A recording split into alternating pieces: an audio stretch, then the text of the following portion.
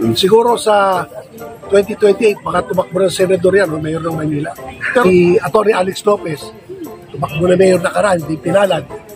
Siya ngayon ay pinagkatiwalaan ng presidente bilang chairman ng Public Reclamation Authority. Alam ko malaki na ang pondo ng PRA ngayon.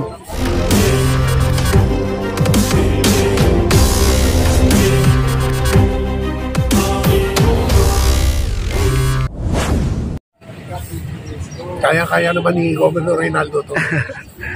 Nandiyan pa naman si Secgen Tom Lanchon. Alam niyo naman di ba? Nandiyan pa si attorney. Nandiyan pa si attorney Briones. Patibay po. Okay. 1, 2, 3 punch. Okay. Naniniwala naman ako masustansya ang mga sagot ng partido para bigyan sila ng basbas, ng magandang basbas ng Comelec. Si Sir Alex Lopez mo pupunta mo ba kayo? Hindi si Alex Lopez tatakbo. Alam mo si Senator, si Atty. Alex Lopez, tumakbo na mayor nakaraan, di pinalad. Siya ngayon ay pinagkatiwalaan ng presidente bilang chairman ng Public Reclamation Authority. Maraming dapat pera galing sa mga reclamation project nationwide na dapat ipasok sa kaban ng bayan. At walang ibang pinagkatiwala ang ating mahal na Pangulo kung hindi ang kanyang matalik na kaibigan, family friend, kundi si Atty. Alex Lopez. At ginagawa na po niya. Ang alam ko malaki na ang pondo ng PRA ngayon as compared to before. Lumaki na ng todo. I think it's more than 140 billion. Used to be bago siya pumasok. Nasa mga, hindi ako nagkakamali. Sana hindi ako nagkakamali. Mga 20 billion plus lang. In less than 3 months na pumasok siya. Laki. Meron na tayong assets na mga lupa. Mga worth 120 billion. So, ang estimate dito, trillions ang nawawala.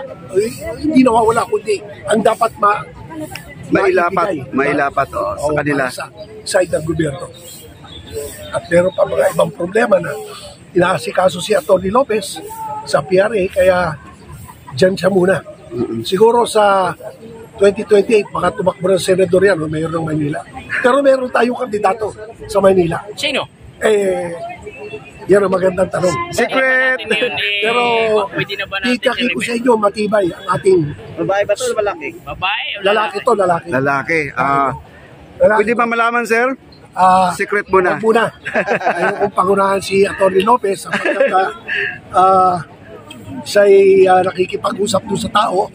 Tinitignan din niya ang kanyang pananaw sa pagka siya'y nagwagi, na alam namin magwawagi siya bilang mayor ng Maynila dahil ang Maynila napabayaan na. Baon pa sa utang. Baon na baon sa utang ang Maynila. Mga ospital, walang mga gamot. Mga ospital, kulang sa gamot, kulang sa equipment, underman. Ang pinakamabigat, baon sa utang. Diba? Tsaka ang ating mga vendors, parating ginagambala sa pagbebenta. Hindi nila mailagay sa ayos. Vendors yan Ang vendors kasama dapat ng isang lungsod, munisipyo o bansa sa pag-angat ng bansa. Hindi mo pwedeng etchapwere ng mga vendor. Di ba? Kaya yan din ang mga programa ni Governor Tamayo. Iangat lahat, walang maiiwan. Yan ang laging sinasabi ni BBM. Yes, tama. Kung maaari lang, walang maiiwan. Gagawin natin na magagawa. At yung ito, balita ko sa inyo, baka hindi nyo alam. Ano yun, sir? Yung sinasabi ni Presidente na sana ang bigas bumaba sa 25 pesos per kilo, napatunayan na yan ni Governor Tamayo. Imbitado si Presidente sa Coronadal, pinakita na niya hektarya ng lupa na ang nakukuhang tonelada per hectare na normally nasa 9 to 12, sa kanya nasa 20-24 per hectare. Wow. Gawa na po niya. Maniwala po kayo sa akin. Nagawa na po niya. That's the reason why the President went to Coronadal, to Marbel, couple of months ago. He witnessed this. Talagang malaking Good use of accomplishment. good use of use. At si Governor Tamayo lang sa kanyang liderato nagawa yan. So, kung magagawa sa Coronadal, magagawa nationwide. Yes. Yun. Hindi ito kwentong kutsero. Totoo po ito. Kailangan talaga yung pagkakaisa, sir, para matuloy-tuloy na. Ano masasabi niyo sa tulong na ginagawa ni PBBM ngayon sa ating mga magsasaka? Yung pamamahagi ng titulo ng Loba, sir. Malipang kay BBM, makikita nyo sa mga social media, sa periodiko, sa radyo, si Speaker Romualdez Yes. talagang all out sa mga hindi lang magsasaka, boss, Yes. maningisda, Yes, tama. mga kooperatiba, mga infrastruktura, mga estudyante, inaalagaan niya.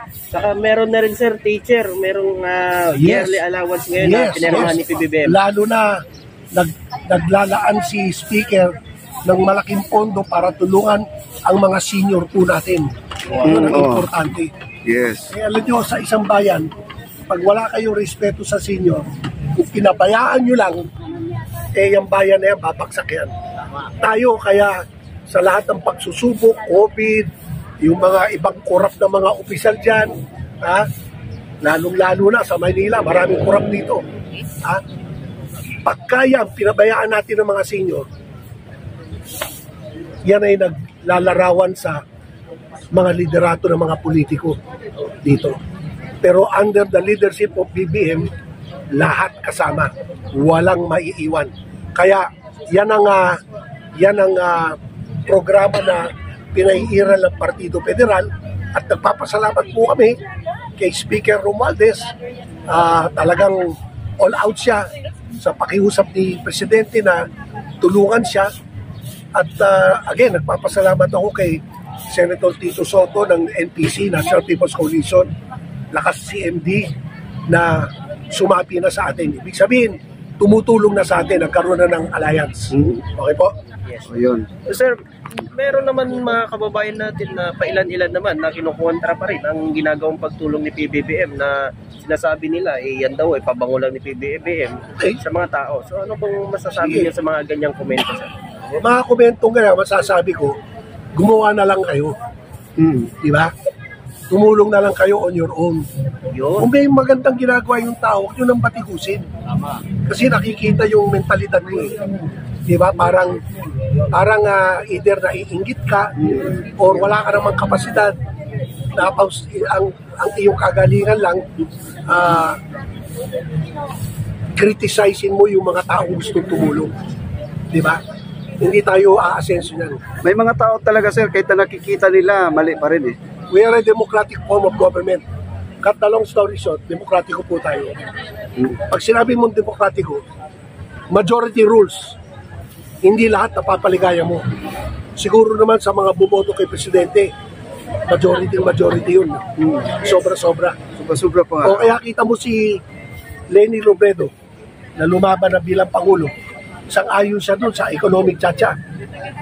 Di ba? Yes po. Oh. Kung walang basihan yan, kung ang mentalidad niya ay one-sided, inggit, or ayaw lang talaga sumuporta, tatalikuran niya yan. Pero bakit siya sumasama?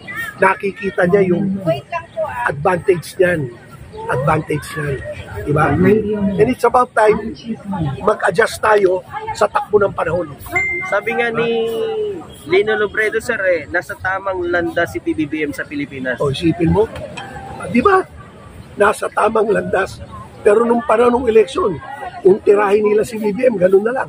Yes. O siguro nakita naman ng mga tumutulig sa kay Presidente na kahit anong batong bago, kahit anong batong para sirain ang pagkatao ng tao ng ating Pangulo, hindi niya pinapatulan. At hindi siya gumaganti. Tuloy-tuloy lang siya. Focus sa trabaho. Kita mo si Presidente pag bumibiyahe sa abroad, respetado ng mga world leaders. May nakita ka bang tumalik nilalikuran siya? Di ba? At saka yung sinasabi na hindi siya agresibo na ipaglaban ng West Philippine Sea, di totoo yan. Kung hindi siya agresibo, imbitahin pa ng Amerika yan? Papanigan pa ng Japan yan, ng South Korea, ng Singapore, Vietnam? Di ba? Kung spineless, kung walang backbone itong ating presidente at hindi masustansya magsalita, walang re-respeto dyan. Pero ang nangyayari sa presidente natin kabaliktaran. Di ba? The president is well respected internationally wise. Diba? So yan. Sa mga tumutulig sa kanya, wag, hindi ganon. Hindi ganon. More than majority, if not, mas maraming Pilipino na butante bumoto sa ating presidente. Yakapin natin yung pagkakataon na yun na tignan natin itong taong ito. No? Sa 2 taon, marami na siyang nagawa. Ha? Pero may mga problema pa kasi minana niya eh. Marami siyang minana eh. Di ba? O, nakikiusap din ako kay dating Presidente Duterte. Ha? Huwag niyo nang pagsalitain ng masama yung ating Pangulo. Yung kung ano-ano sinasabi niyo, tinatawag niyo sa kanya. Kasi nung panahon ninyo, kung talagang ganun siya, ayon sa mga binibitiwan mong salita, wala ka rin ginawa, bakit ngayon ka lang nagsasalita? Diba? So, President Digong, pareho tayong sambidista. Taga-Sambeda rin po ako. Hindi ho tama yun. Yakapin natin si Presidente, BBM, sapagkat tandaan nyo rin, ang anak nyo, si Vice President, pareho silang nanalo. Yakapin natin yung pagkakataon na yun. Huwag tayong divisive at sisiraan. Pangit eh. Sir, may sinasabi ngayon si Mayor Baste tungkol doon sa unity na gusto niya ibabalik ng unity. Unity, kumuha siya ng, wala namang masama. Unity, pagsama, okay lang. Ano lang, mahintura lang sana yung mga maanghang na salita. Kasi nakikita yung yung karakter mo eh. Diba? Tsaka, boss, presidente to. Pagsasalita mo ng maasim na mga salita, na maanghang na salita. Ano na lang ang sasabihin ng mga tao labas sa bansa? Anong klase tayong tao? Diba? Anong klase tayo mga tao? Diba? Ano po? Okay. Thank you so much, sir. Sir, anong pangalan niyo po, sir? Pablo Campo, Secretary General ako ng Partido Federal ng Maynila. Pablo Campo. Pablo Campo. Campo. Yes po. Okay po. Thank you so much, sir. Thank you, sir. Maraming salamat. Thank you.